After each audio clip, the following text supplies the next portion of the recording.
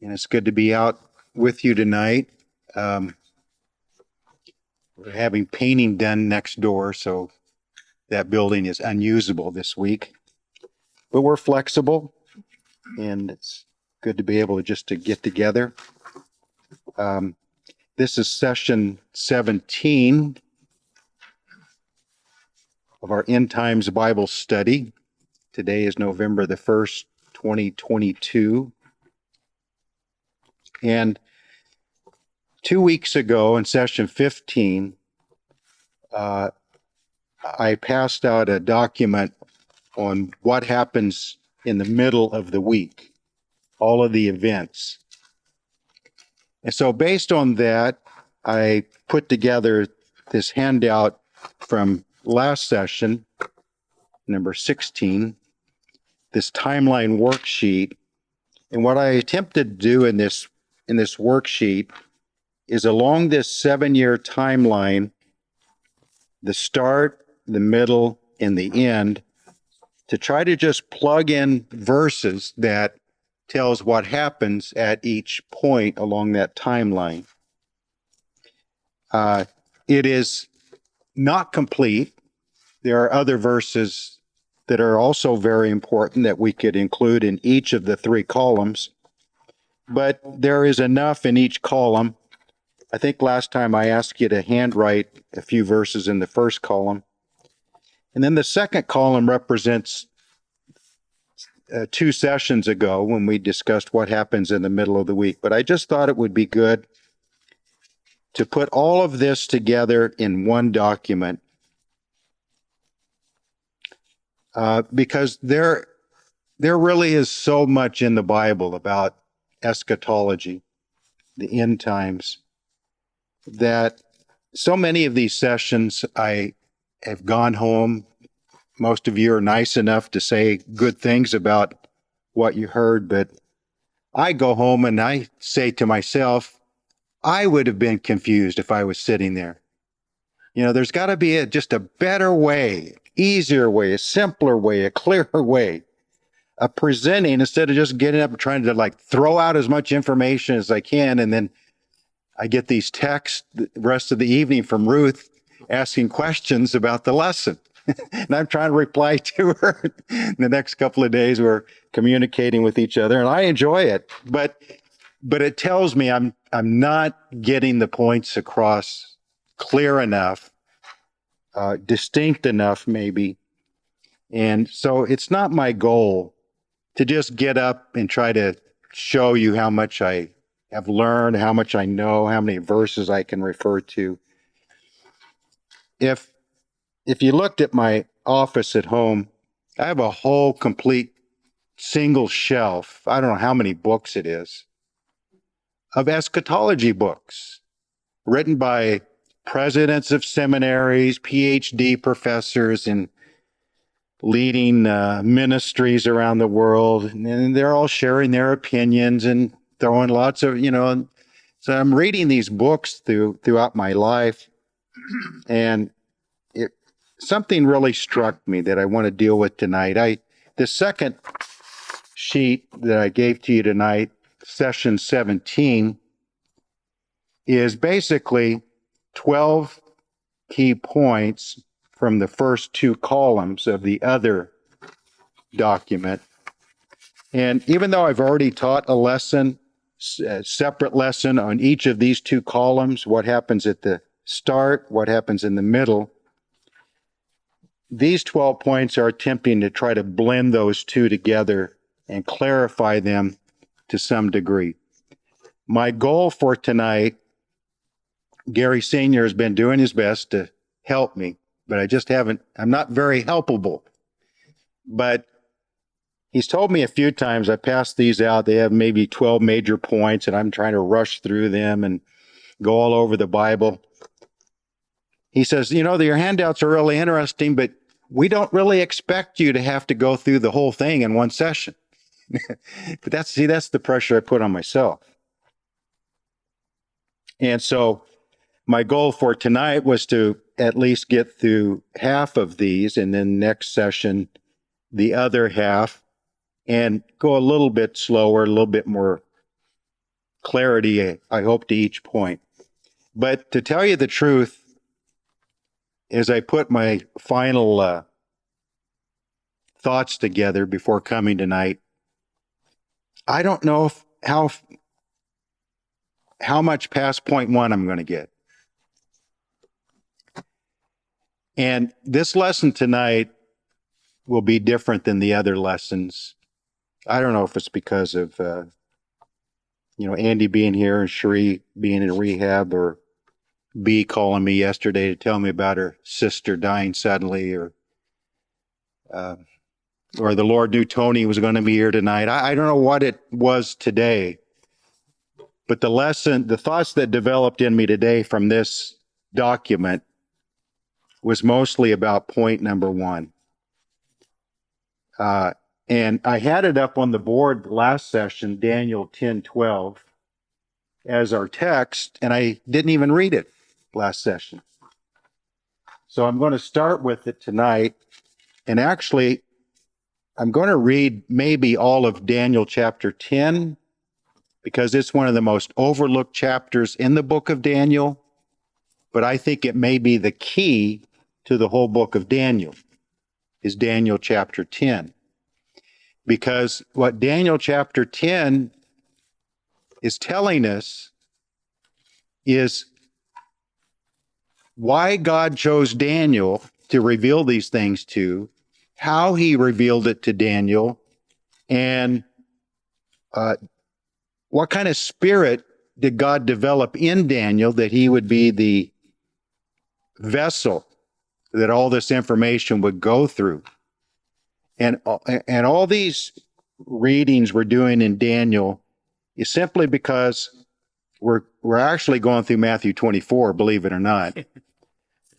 But we stopped at verse 15, where Jesus said, when you see the abomination of desolation spoken of by Daniel the prophet, let him who reads understands. And it's a little bit, that language is a little bit odd for us.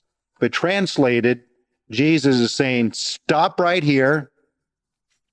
Don't go any further. But the abomination of desolation is really, really, really important. So don't go on. Stop. Go to Daniel. Find where I reveal information to him about this abomination of desolation, and understand it. And when you get a good understanding of it, come back and finish what I have to say. That's kind of how I'm reading Matthew 24 these days. So that's what we've done. We've stopped. We've gone over to Daniel. We're finding where he mentions the abomination of desolation 4 times. Chapter 8, chapter 9, chapter 11, and chapter 12.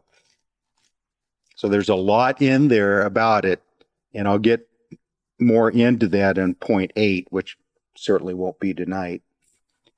But something really struck me, because I kind of wondered, why should Daniel 10:12 be our text for all that we're trying to do in Daniel?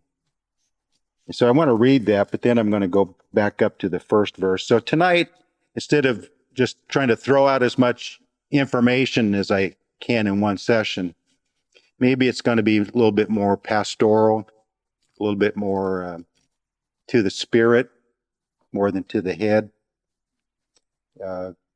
which I think is very important to do. This is Gabriel speaking to Daniel. Then he said to me, do not fear, Daniel, from the first day that you set your heart to understand and to humble yourself before your God, your words were heard, and I have come because of your words. There's the key to why God chose Daniel to reveal all this important truth. Number one, you set your heart to understand, not your head. So I refer back to my bookshelf of all these books on eschatology that I've bought through the years. I've read, I have them all marked up, and I've learned some things from them. But sometimes regarding eschatology, we're so focused on information, head knowledge. Where does everything fit? Where do all the pieces of the puzzle fit? What this verse is telling me is that the key to understanding eschatology is not primarily information. It's primarily setting your heart to understand. Far more important. And so Daniel was a very smart man. He'd risen to the highest levels of government, but more important than him being super intelligent, a great administrator, he was a spiritual man first. And that's what set him apart. So from the first day that you set your heart to understand and to humble yourself before your God, he had rulers of empires seeking his advice. He was unique in that when Babylon was in control, they sought his advice. He was the first in the kingdom of all the wise men.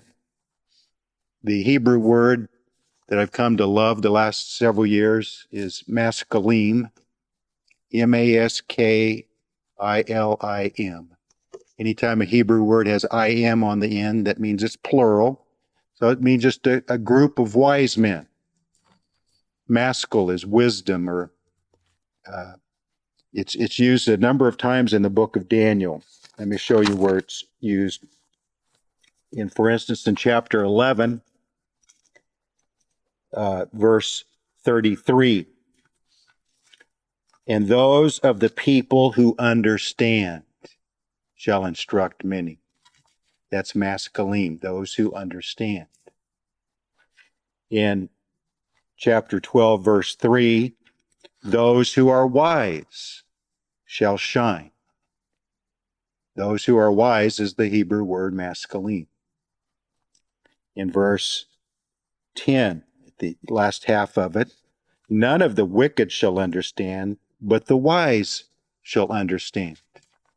So Daniel was the leader of a group of wise men in Babylon. Some of them Jews, some of them Babylonians. But he was the chief of all of them. He could interpret dreams. He could offer great advice to the rulers.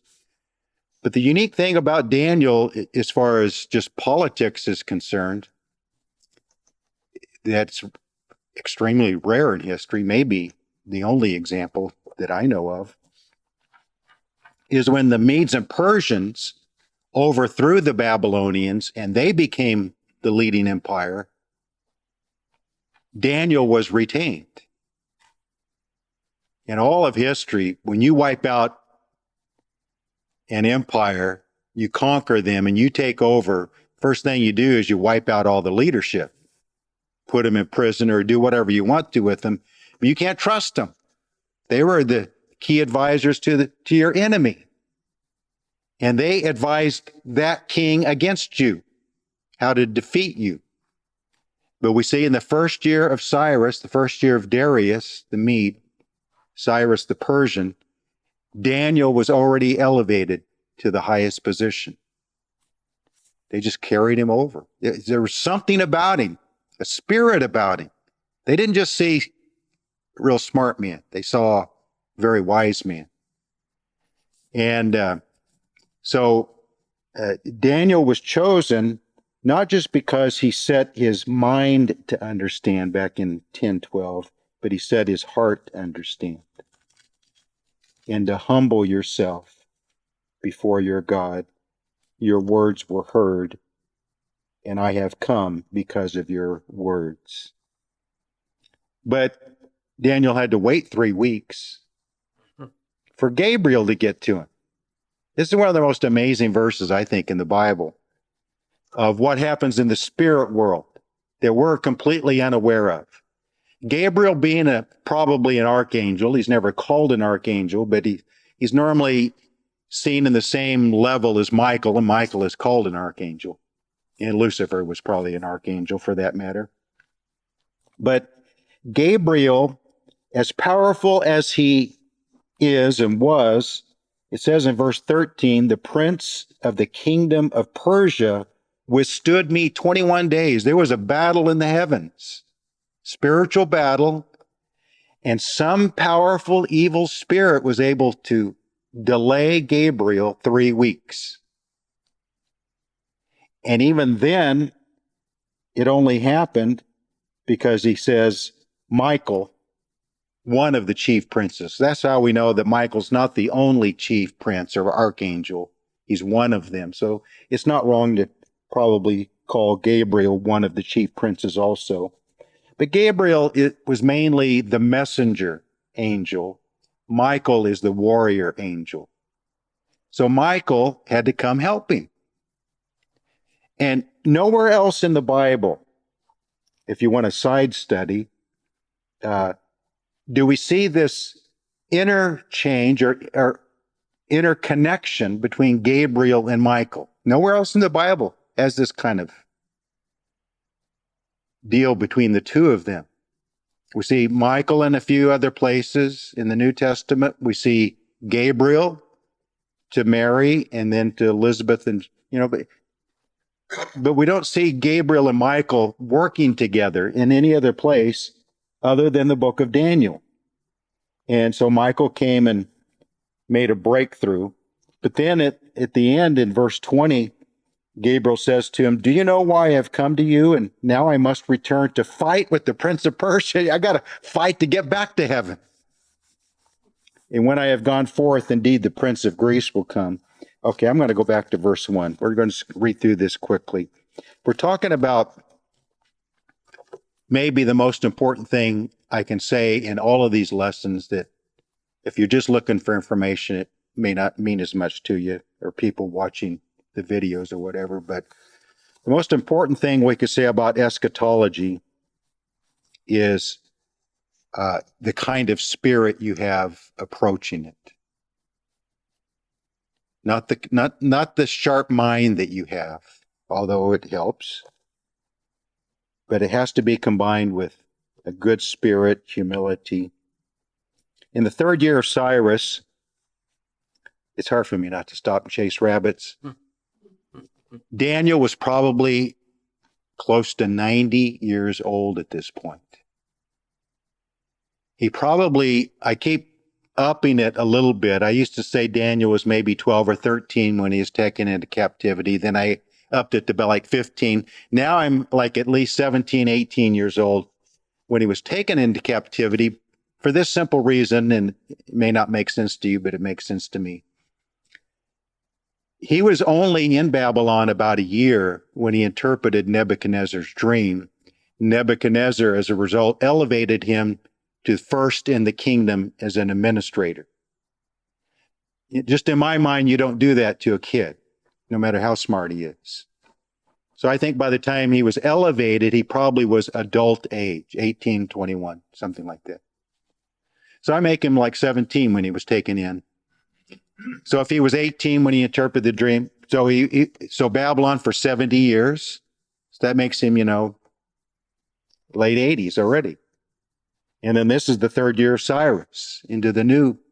So he's pushing 90 real close, or he may be above 90. Just depends how old he was when he went into Babylonian captivity. But I think that's important, because that also lets us know he was close to 90 when he was thrown in the lion's den. We have this tendency to think of him as a young man. He's an old man on the edge of death. We do, because at the end of this book, which the rest of this book through chapter 12 is in the 3rd year of Cyrus. And at the end of chapter 12, God tells Daniel, "Go your way. You'll rise to your inheritance at the end of the days." He's basically telling him, go die now. So Daniel was thrown in the lion's den. received the vision of the 70 weeks, maybe the most important prophecy in the Bible. And this chapter, maybe in the last year of his life. I mean, I could preach a whole sermon on this. I really could. About, for people like me, I just turned 68 and Andy just turned 70, We won't talk about Gary Sr. Man.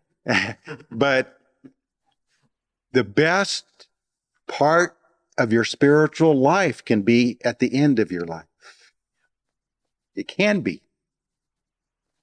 I mean, it's all in God's hand, and He calls and leads in directions, sometimes when you're young, sometimes middle-aged, sometimes old. But a lot of examples in the Bible, whether it be Moses, whether it be Daniel, some of their greatest work was at the end of their life. In the 3rd year of Cyrus, king of Persia, a message was revealed to Daniel, whose name was called Belteshazzar. The message was true, but the appointed time was long.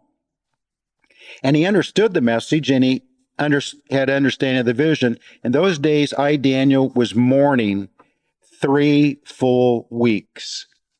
Now, that 3 full weeks is the 21 days of verse 13, where Gabriel couldn't. But did the breakthrough happen because Daniel fasted and prayed 21 days? And then finally, God told Michael, go help him. Go break through. But it really adds a lot to know that as Gabriel was fighting his way to get to Daniel to reveal the message, Daniel was weeping and fasting all of those 21 days. I ate no pleasant food, no meat or wine came into my mouth, nor did I anoint myself at all, till 3 whole weeks were fulfilled. Now on the 24th day of the 1st month, as I was by the side of the great river that is the Tigris, I lifted my eyes and looked, and behold, a certain man, clothed in linen, whose waist was girded with gold of Uphaz. And then look at verse 6. Are you reading Daniel 10:6, or are you reading Revelation chapter 1? He got a vision of Christ. The same vision that John got in Revelation 1. By the way, the same, maybe we'll read it in a minute, the same vision that Ezekiel got of God's throne room in Ezekiel chapter 1. And they all had the same effect, because these people fall flat on their face. So, we say Daniel was a great man, he was a wise man, he was a spiritual man, he was a smart man, but the answer didn't come until he fasted and prayed for 3 weeks and was flat on his face. So it wasn't just automatic. God didn't say, oh, there's a real smart, wise, spiritual man, I'm going to just show him everything. You read through the book of Daniel, and the answers to the dreams and the visions and the prophecies in almost every case did not come to him until he was sick in bed, praying, weeping. So I guess what I'm trying to draw a picture, since this is session 17 tonight, we've thrown out a lot of information in the previous 16 sessions. I'm trying to give a lesson tonight about, do you really want to know about the end times? And if you do, try to be more like Daniel in spirit.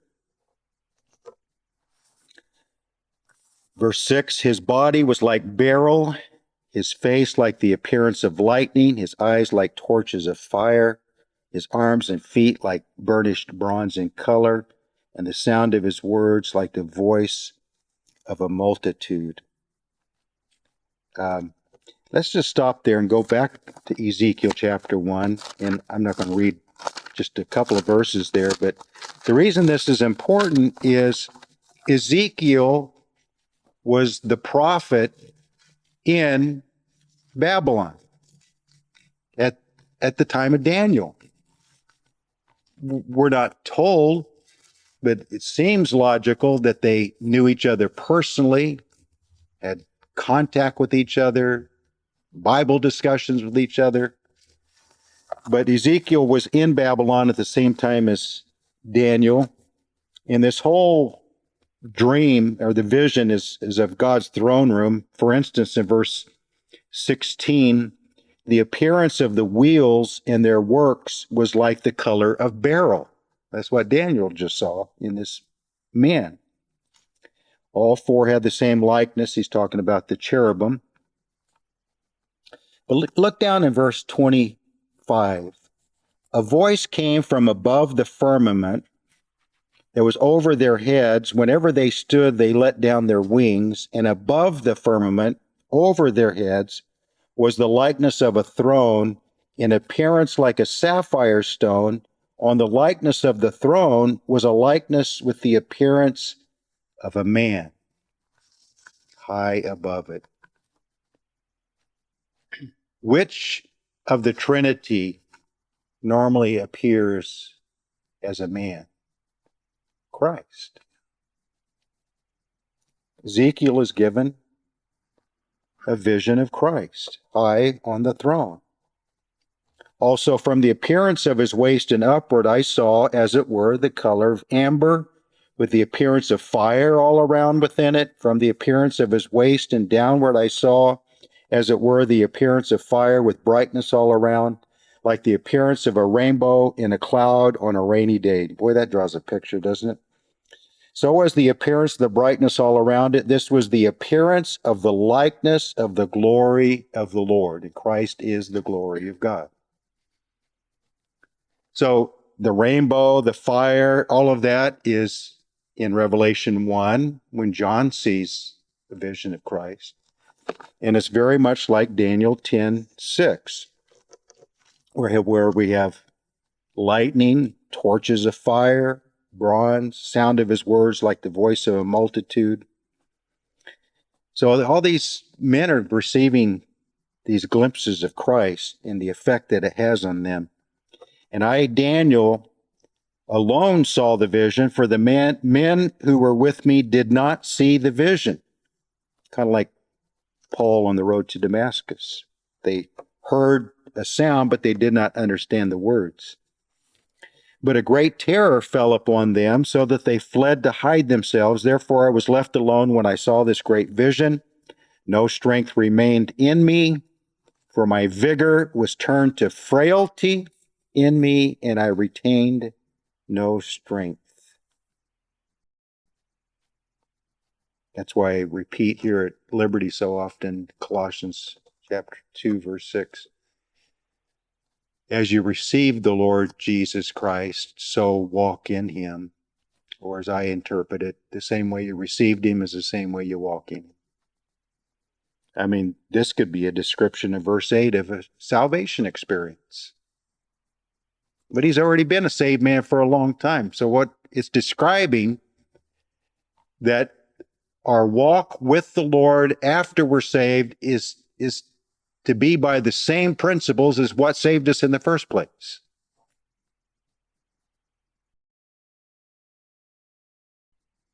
No strength, vigor turned to frailty. I retain no, in other words, total surrender, humility.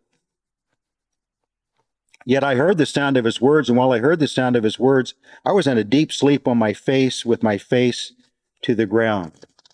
By the way, if you go back to chapter 9, verse 21, that's where Gabriel is named. And in chapter 8, verse 16. And I will read verse 8, verse 15 and 16, then we'll come back to chapter 10. Now it happened when I, Daniel, had seen the vision and was seeking the meaning, suddenly there stood before me one having the appearance of a man. And I heard a man's voice between the banks of the Ulai, who called and said, Gabriel, make this man understand the vision. That's Christ talking to Gabriel. Tell him what it means, Gabriel. That's your job. So, as I like to say here often, look for Christ everywhere. You can preach a great message about Christ in the book of Daniel. He's all through it. But back to chapter 10, verse 10. Then suddenly a hand touched me, which made me tremble on my knees and on the palms of my hands. Poor 90-year-old man down on his knees, trembling, been weeping and fasting for 3 weeks. I mean, give the guy a break, Lord. Yes, it's kind of what you think humanly, and that's what the Lord is looking for to reveal eschatology to, is kind of what my main point is. It's not just reading the latest PhD author book on the end times and admire how much he knows about it all. It's far more than that. And he said to me, O Daniel, man greatly beloved, understand the words that I speak to you. Stand upright, for I have now been sent to you. While he was speaking this word to me, I stood trembling. Then he said to me, do not fear, Daniel, from the first day that you set your heart, not your mind, to understand, to humble yourself before your God. Your words were heard. I have come because of your words. That's interesting. See, that the part of the reason God or Christ sent Gabriel is because Daniel praying for 3 weeks. But the prince of the kingdom of Persia withstood me 21 days. Behold, Michael, one of the chief princes, came to help me, for I had been left alone there with the kings of Persia, which, by the way, is also a good verse to teach us that the rulers of this world have spiritual powers behind them. That's why I say, what's going on in the world right now, these guys are just puppets. We say, what's Putin doing? What's Zelensky doing? What's Biden doing? They're not doing anything. They're puppets on a string, and the evil spirit rulers behind them are pulling the strings. We wrestle not against flesh and blood, but against powers and principalities, spiritual wickedness in high places. 14, now I have come to make you understand what will happen to your people in the latter days. For the vision refers to many days yet to come. So verses like this really dispute those who try to force these prophecies to be all fulfilled like in that day. That it's a very near fulfillment. The Lord is making sure Daniel knows that this is way out there in the future. When he had spoken such words to me, I turned my face toward the ground and became speechless. And this guy is in trouble. This guy he's pretty helpless at this point, isn't he? We think of him as so strong, but he's so strong because of this. This is what made him so strong spiritually. And suddenly one having the likeness of the sons of men touched my lips. Then I opened my mouth and spoke, saying to him who stood before me, my Lord, because of the vision, my sorrows have overwhelmed me, and I have retained no strength. For how can the servant of my Lord talk with you, my Lord? As for me, no strength remains in me now, nor is there any breath left in me. Then again, the one having the likeness of a man touched me and strengthened me. And he said, O man greatly beloved, fear not. Peace be to you. Be strong. Yes, be strong. So when he spoke to me, I was strengthened. And I said, let my Lord speak, for you have strengthened me. Then he said, do you know why I have come to you? Now I must return to fight with the prince of Persia. When I have gone forth, indeed, the prince of Greece will come. But I will tell you what is noted in the scripture of truth. Isn't that a great phrase there? No one upholds me against these except Michael, your prince. So chapter 10 gets overlooked a lot in Daniel and study of prophecy, but I think it's the key. That if you want to understand what Daniel understood, you need to be a little bit more like Daniel and be willing to go through what Daniel went through before it was revealed to him. I think about, remember when Jesus at Caesarea Philippi said, who do men say that I am? Some say they named different great men of the Bible. He said, but who do you say that I am? Peter said, you are the Christ, the Son of the living God. And Jesus said something really interesting that I think applies to this, what we're seeing in Daniel. Flesh and blood has not revealed this to you, but my Father who is in heaven. So back to all these books that I have on my shelf that I've really, they're interesting. I've learned some really good things. And mainly they've made me think. And I'm sure many of them are very godly men of some type. Studied the Bible all their life. But the things we're studying, flesh and blood cannot reveal it. Only the Father in heaven. The importance of revelation. The importance of illumination by the Spirit of God. More than human wisdom and effort and all of that. You have to put in the time. Obviously I put in a lot of hours putting these things together. But that's not the main thing. If we look at chapter 8, verse 15, for instance, 8:15. Now it happened when I, Daniel, had seen the vision and was seeking the meaning. Seeking the meaning. How did he seek the meaning? Well, he studied more. Well, it's always good to study more. How did he seek the meaning? He fasted and prayed. He was on his face, sick, in bed. That suddenly there stood before me one having the appearance of a man, and I heard a man's voice between the banks of the Ulai, who called and said, Gabriel, make this man understand the vision. So he came near where I stood, and when he came, I was afraid, fell on my face. He's on his face a lot, isn't he? But he said to me, understand, son of man, that the vision refers to the time of the end. Even in chapter 9, when we're leading up to the vision or the prophecy of the 70 weeks, a lot of people go right to verse 24, read through verse 27, and they're trying to work out all the details. Okay, what's this? When does this fit? Put together a document of 3 columns, start, middle, and end, try to plug in a bunch of verses.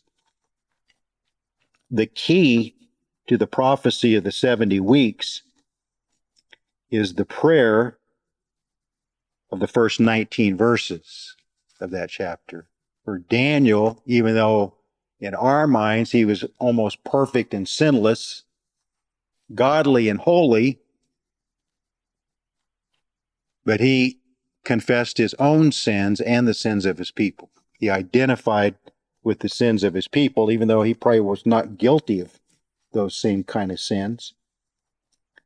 But he repented, he confessed, he humbled himself, and because of that, down in verse 20, now while I was speaking, praying, and confessing my sin and the sin of my people Israel, presenting my supplication before the Lord, my God, for the holy mountain of my God, yes, while I was speaking in prayer, the man Gabriel, whom I had seen in the vision at the beginning, being caused to fly swiftly, reached me about the time of the evening offering.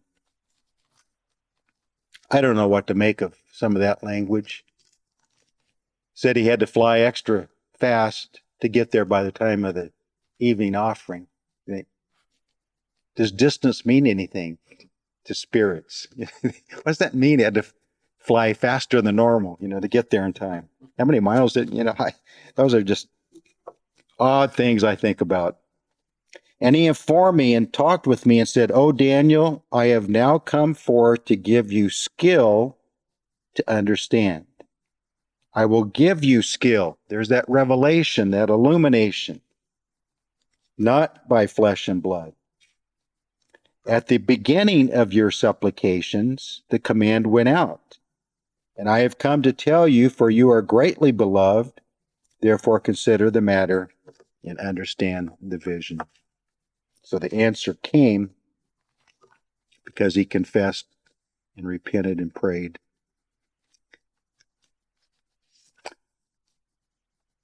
So that took up most of the lesson, but I'll just skip over a couple of the other points.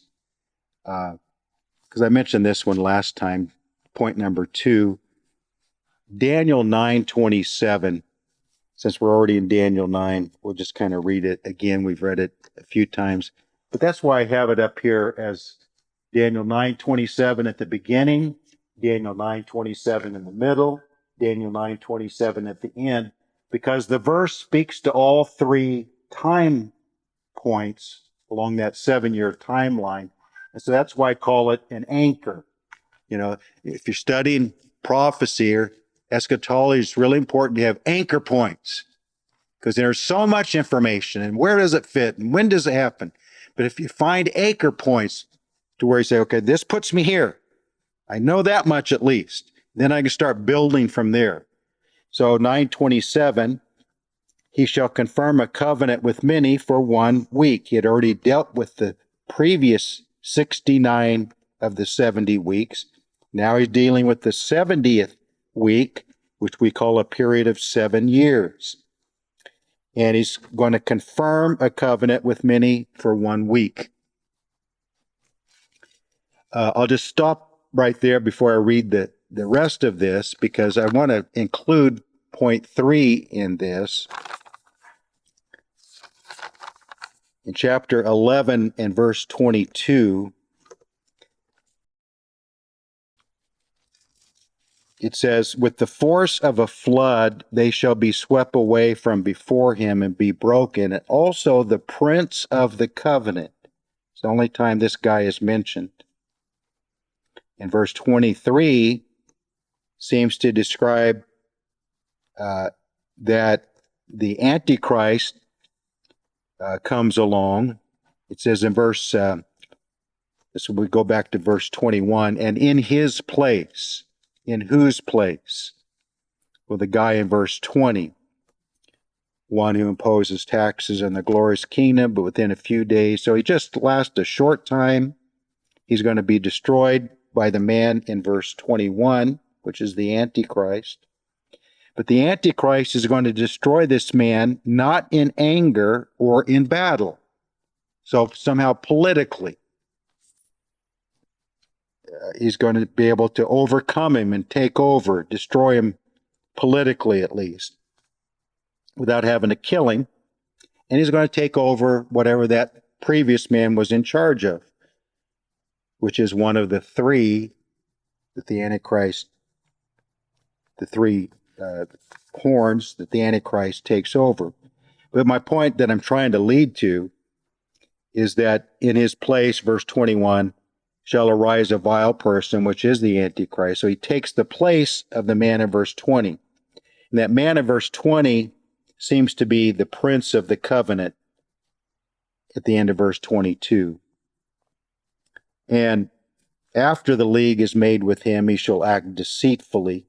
That's the Antichrist. I know it gets a little confusing going back and forth like that. The scenario I see is that when it says in 9:27, he shall confirm a covenant. So it seems to be saying he's not the one that comes up with it. But this prince of the covenant that he overthrows is really the guy who got the ball rolling and kind of start getting people on board. Maybe he's the head of the UN. Maybe he's the head of the EU. Maybe he's the head of the Arab nations. You know, whoever that is, he gets it going. He comes up with the idea. He's the prince of the covenant, but he lasts for a very short time. He's destroyed by the Antichrist, but not in battle or by war, by weapons.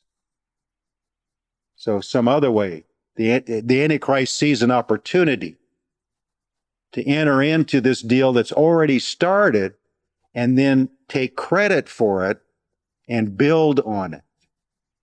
And I think that's why I've never quite seen it this way before, but I think that's why it's able to say that he's able to confirm a covenant. The language is if there's something already in the works and he confirms it, or sees an opportunity, takes advantage of the situation. That's why so often when it's describing him, it describes him as deceitful. He comes in with flattery. He comes in by intrigue. He uses all these real slippery words. Like he sees an opportunity to overthrow this man that's got this process started. He's able to take credit for it. He's able to build his power base from it. That's how I see this kind of working out. But anyway, he shall confirm a covenant with many for 1 week. So it has to be right here, the covenant confirmed, because it's for 1 week or 7 years. So it has a 7-year period of time that it stretches out to. But in the middle of the week, so this part of Daniel 9:27, he figures out a way to break that covenant. Because, if you keep your finger here, trying not to jump around too much, but in 11:28, while returning to his land with great riches, his heart shall be moved against the holy covenant. We mentioned this last time. He's always been against this covenant. But politically, he had to go along with it and confirm it because that was his path to power. But now in the middle of the week, he has enough power that he sees an opportunity to break the covenant because he hated it all along. But it was politically expedient at the time for him to go along with it. So he's moved against the Holy Covenant.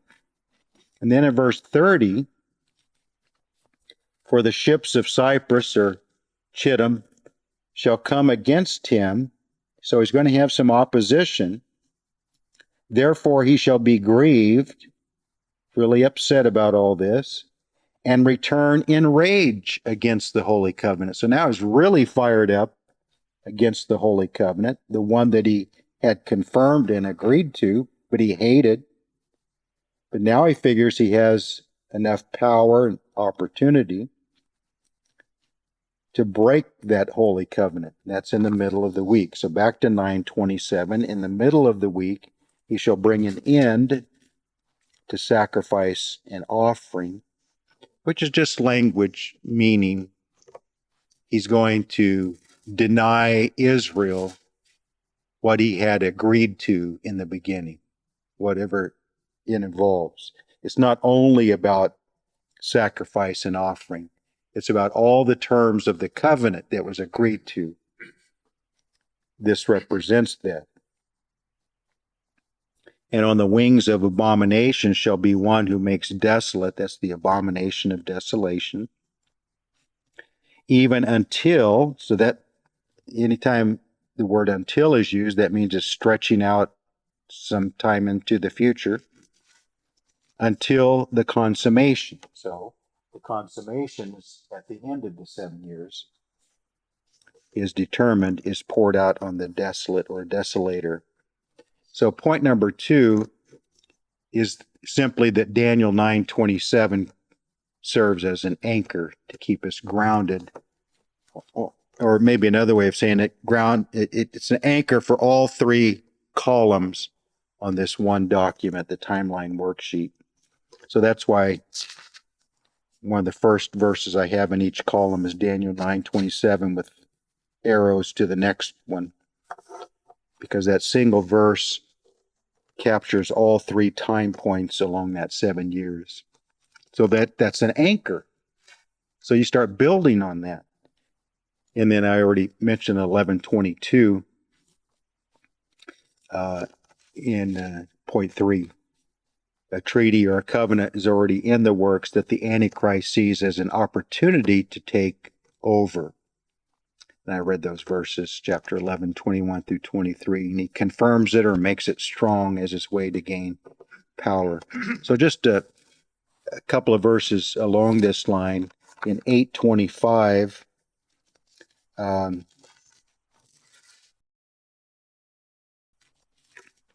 well, even for instance, in if we go back to verse 23, the latter time of their kingdom, when the transgressors have reached their fullness, a king shall arise having fierce features, who understands sinister schemes. So he's sinister, he's deceitful, he's arrogant. His power shall be mighty, but not by his own power. Okay, there's two ways to look at that. Revelation 12 and 13 clearly says that when Satan is cast down, he embodies the Antichrist in the middle of the week, and he in the Antichrist power is from Satan. Satan empowers him. So that's one way to look at he's going to be mighty, but not by his own power. Another way to look at it is that, as it says in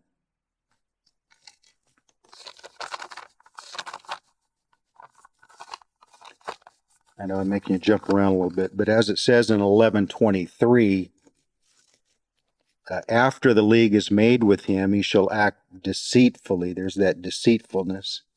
He shall come up and become strong with a small number of people.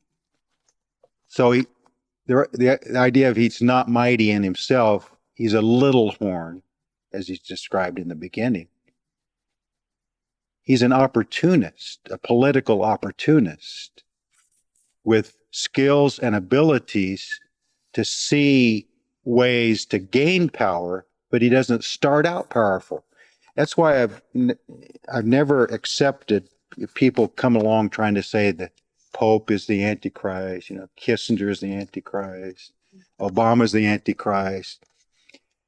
It's not going to be someone who's already powerful, of a great nation or of a great people. He comes up out of a small people.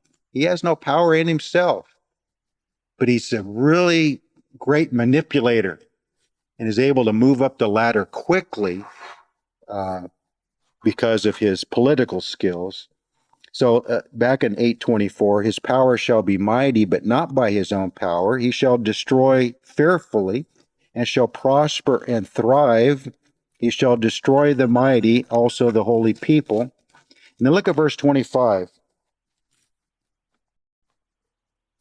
Through his cunning. So in all these different synonyms or very similar words, deceitful, cunning, sinister schemes. God's trying his best to let us know why Jesus came along in Matthew 24 and 4 times throughout that chapter stopped to warn them, be not deceived, because deceit will be the main ingredient of this time. He will be the great deceiver. And then halfway through, he becomes embodied by the greatest deceiver ever, his father Satan. So then he becomes even greater at his ability to deceive. Through his cunning, he shall cause deceit to prosper. That's an interesting statement there. The prosperity of deceit. So I don't want to get in too much into the election that's coming up next week, but all that we've experienced the last several years helps us to understand the rise in deceit, because we're living in a time now where everything seems to be a lie. And it's not even tried to be disguised as the truth.